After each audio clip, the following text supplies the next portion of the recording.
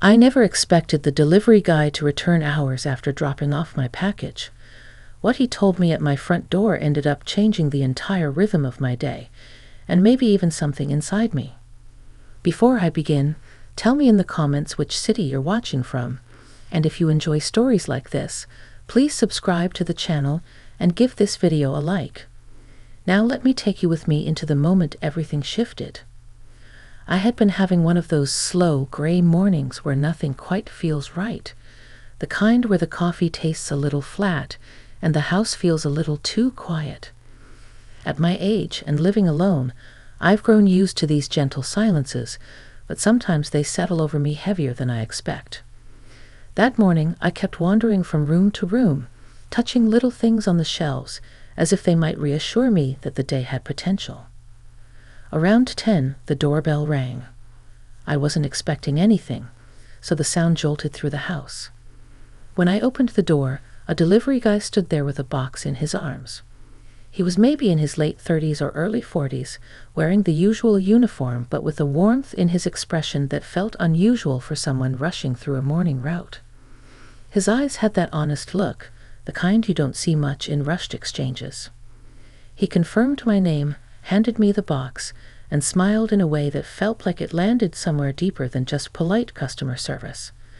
I remember thinking he must be new to the job, because people don't usually take the time to look at you like that anymore. I thanked him, and he replied in a tone that felt almost familiar, as if we had met before. Then he headed down my walkway, disappearing behind the hedges, and I'd assumed that would be the last I saw of him. I opened the box at my kitchen counter, finding the replacement garden shears I'd ordered last month. Nothing special. Nothing that should have mattered. Yet somehow his brief smile lingered in my mind longer than anything else happening that morning. I'd even laughed at myself for noticing the way he carried himself, as if I were a teenager experiencing the smallest spark of human connection for the first time. But life gets quieter as the years go on, and sometimes even a gentle spark feels like a welcome visitor. By mid-afternoon, the sky had brightened, and I was trimming the plants out back. My thoughts drifted between memories, small hopes, and the usual tasks of the day. So when the doorbell rang again, I nearly startled myself with how quickly I moved to answer it. For a moment I wondered if I had forgotten to sign something earlier, or maybe another package had arrived. But when I opened the door, there he was again. The same delivery guy, standing a little out of breath, holding nothing this time. Just himself, and that same worn expression, though now it carried something else, something thoughtful, almost hesitant. He spoke my name again, gently, as if making sure he hadn't made a mistake coming back. I nodded, trying to hide the sudden flutter of curiosity in my chest. He explained that he had been thinking about our brief exchange earlier and wanted to return to clarify something. He shifted his weight, looked down for a second as if gathering his thoughts, then met my eyes with a calm steadiness. What he said next shook loose the quiet stillness of my afternoon. He told me he had noticed something in my expression earlier, something he recognized because he said he had seen it in his own reflection on certain days. He told me I looked like someone carrying more than just a slow morning, and he hoped I knew that even in passing moments, people see each other more deeply than we realize. His words were simple, but they landed so unexpectedly that I felt a warmth rise in my throat. It wasn't romantic, it wasn't dramatic, and it wasn't anything inappropriate. It was simply human. A moment where someone took the time to look past the surface and acknowledge something tender inside me. I stood there, surprised at how much his honesty touched me. And before I could respond, he added that he didn't want to intrude, only to offer a bit of encouragement that had once helped him on a difficult day. He apologized if he had overstepped and said he would head back to his route. But I didn't want him to walk away just yet. Not because of anything dramatic, simply because moments of true kindness don't happen as often as they should, and I felt something in me shift the moment he spoke. And that was how the door opened not just to my house, but to something I didn't know I needed that day. Something that would lead to an experience I hadn't expected, yet felt deeply grateful for. When he turned slightly as if preparing to leave, something inside me pushed forward before I even fully understood why. I told him he hadn't overstepped at all, and that his words had actually eased something heavy I hadn't known how to describe. He paused on my front step, and the sunlight caught the edge of his face just enough that I noticed a hint of relief cross it. A simple moment, but it felt meaningful. I invited him to sit for a minute on the small bench just beside the walkway. It wasn't a bold gesture, just a neighborly one, something two people might do when life nudges them toward a conversation that feels unexpectedly important. He agreed with a grateful nod, and we both sat down, leaving a polite space between us. For a moment, neither of us said anything. The breeze rustled through the hedges, and a few dry leaves brushed across the pavement, making the quiet feel like part of the conversation rather than something awkward. I remember folding my hands in my lap, feeling strangely aware of myself, as if I were stepping into a moment I wanted to get right. He introduced himself properly then, telling me his name and how long he'd been working the delivery route. It surprised me to hear he had only started a few months earlier. He said he had previously worked at a hardware store, which made sense given how naturally he spoke about small tasks and home projects. He joked lightly about how he was still learning the fastest ways around the neighborhood without relying on his GPS every 5 minutes. I laughed, not out of politeness, but because he told the story with such genuine humility. Then he shifted the conversation slightly, explaining why he had come back. He said that earlier, when I opened the door to accept the package, he had seen something familiar in my expression. Not sadness exactly, but a sort of quiet weight he recognized from a time when he had felt alone in his own life. He said he had once appreciated when a stranger took a moment to talk to him on a difficult day, and it stayed with him. So when he saw me that morning, he felt compelled to offer something similar. His honesty touched me more than I expected. I found myself talking in a way I hadn't planned or rehearsed. I told him that living alone had its comforts, but also created long stretches where the quiet became too steady, too persistent. I shared that I had been adjusting to some changes, things shifting in my family, my work, my daily routines. Nothing dramatic, but enough to create those slow mornings where the world feels a little too still. He listened without rushing me, without trying to fix anything, and that alone felt rare. His attention didn't feel intrusive. It felt kind, thoughtful, like someone genuinely trying to understand instead of offering empty encouragement. And for someone I had known barely an hour, that struck me deeply. At one point, he asked if I often spent time working in my garden. I smiled and told him it was my small sanctuary, even though I never quite managed to keep everything growing in perfect shape. He said he could see how carefully I arranged the plants and asked about a few by name. I felt unexpectedly proud as I explained them. It was a simple conversation, but I hadn't realized how much I missed being asked about the things I cared for. Minutes passed without either of us noticing. I could feel something shift between us, not in a dramatic way, but like two people realizing they were unexpectedly comfortable in each other's presence. He told me he admired how honestly I spoke and how grounded I seemed, even while navigating uncertainty. I didn't know how to respond at first, because compliments like that don't come often at this stage in life, at least not from someone who truly means them. Then he shared something of his own, not overly personal, just enough to let me know he understood the feeling of life rearranging itself. He talked about starting over, finding new routines, adjusting to new expectations. I recognized the same quiet weight in his eyes that he said he had seen in mine earlier. As he spoke, I noticed how the afternoon light shifted gradually, creating a soft glow across the yard. The moments felt slower, calmer, as if time itself had settled into our conversation. There was no rush, no discomfort, and no sense of obligation, just two people finding clarity in each other's words. At some point, he glanced at his watch and sighed, not dramatically, but with a gentle awareness of responsibility. He said he should return to his route before he fell behind. I nodded, though I felt a surprising twinge of reluctance to see him go. Before he stood, he asked if it would be all right to check in again sometime, not for anything unusual, just to say hello if our paths crossed during his deliveries. I told him I would like that.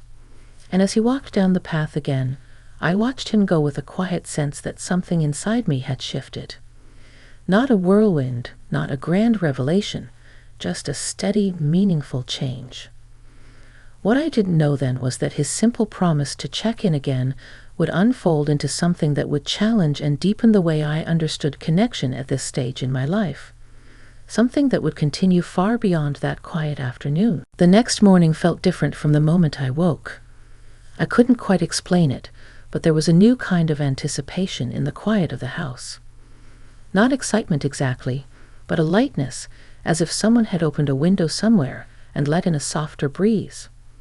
I moved through my routines with a bit more attention. Folding the blanket on the couch, rinsing the coffee pot, watching the sunlight spill slowly across my kitchen floor. I kept reminding myself that I barely knew him, that he was simply someone who had shown kindness on a day when I needed it. Yet his words lingered with a warmth that felt uncommon. It wasn't about him specifically.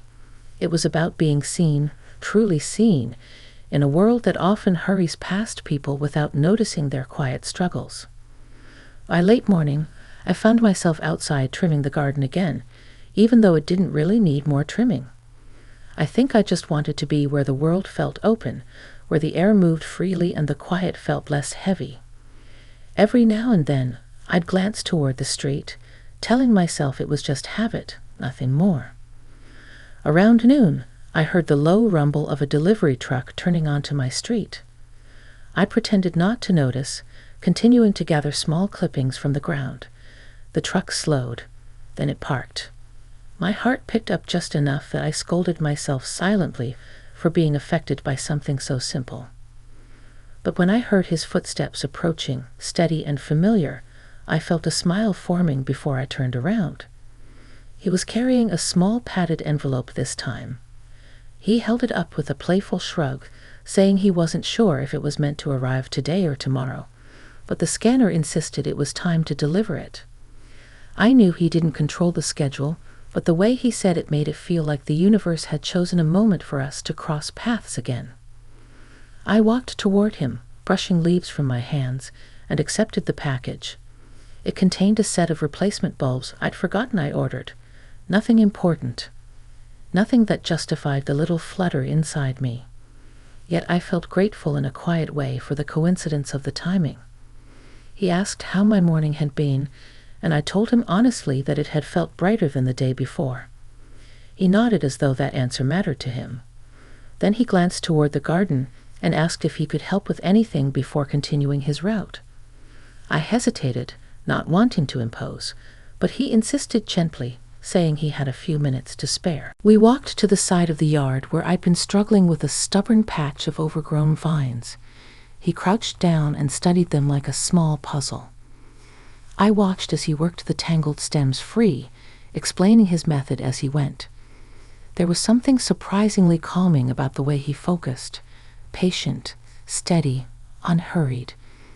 It reminded me of how people behave when they care about doing something well, even when no one is watching. As he worked, we talked about ordinary things. Favorite local diners, the unpredictable weather, how quickly time seems to move once you reach a certain age. He shared a story about his father teaching him to garden when he was young, and the way he spoke about it made me smile. His voice carried a gentleness I hadn't noticed before. At one point, he paused and said he hoped he wasn't overstepping by stopping to help. I shook my head immediately. I told him that sometimes small acts of kindness can reach deeper than people realize. He looked up at me with an expression that held both appreciation and understanding. When he stood again, brushing the dirt from his hands, I realized how natural the moment felt. No rush, no awkwardness, just a simple connection unfolding at its own pace. He stepped back and studied the cleared patch of vines with quiet satisfaction. I thanked him, and he said he was glad to help. But then he hesitated, shifting the weight of his scanner from one hand to the other. He said something that stayed with me long after he left. He told me that the calm he felt while helping in the garden reminded him of what he'd been missing in his own life, a sense of purpose beyond schedules and routines. He said talking with me made him feel grounded again, in a way he hadn't expected. Hearing that awakened something inside me. Not a spark of romance, not anything bold or dramatic, but a deep sense of companionship, like two people recognizing a familiar truth in each other. Before he left, he asked if I'd be in the garden again later in the week. I nodded, feeling the corners of my mouth lift before I could stop them. He said he'd keep an eye out as he made his rounds, in case our paths aligned once more. As he walked back toward the truck, the air felt different, as if the day itself had stretched open. I watched him drive away, feeling something warm settle inside me, something steady, something hopeful. It wasn't the kind of feeling that sweeps you away. It was the kind that gently rebuilds something you didn't realize had worn thin, and I had no idea how much deeper that feeling would grow in the days ahead. Over the next 2 days, I found myself noticing things I had overlooked before: the soft hum of the neighborhood in the afternoon, the easy rhythm of my footsteps on the porch, the way sunlight painted slow-moving patterns across the living room floor. Life didn't feel as heavy as it had the week before. There was a new steadiness in me, as if some part of my spirit had been quietly encouraged back to life. I told myself not to expect anything, not to wait by the window or glance toward the street every time I heard a truck in the distance. Still, I couldn't deny the sense of anticipation that settled into my days, gentle but unmistakable. Not anticipation of him specifically, but of the conversations, the connection, the clarity he had brought into my life without even trying. On the third afternoon, as I carried a small bag of soil toward the backyard, I heard the familiar sound of a delivery truck stopping near my house. My heart reacted before my thoughts caught up. I forced myself to continue what I was doing, reminding myself that deliveries came often, and there was nothing unusual about hearing that sound. But then I heard footsteps approaching, unhurried, familiar, steady. I turned, and there he was, walking up the path without a package in hand. Instead, he carried a small potted plant, something bright and cheerful with soft orange blooms that looked almost like little lanterns. He held it out with a sheepish smile, saying he had picked it up on his lunch break because it reminded him of the colors in my garden. He said it wasn't anything fancy, just a small gesture to thank me for the open conversations and the calm moments we had shared. I felt a warmth rise through me, gentle and grounding. Not the kind that sweeps you off your feet, but the kind that makes your chest feel full in the best way. I accepted the plant carefully, touched by the thoughtfulness behind it. I hadn't expected a gift, not even something this simple,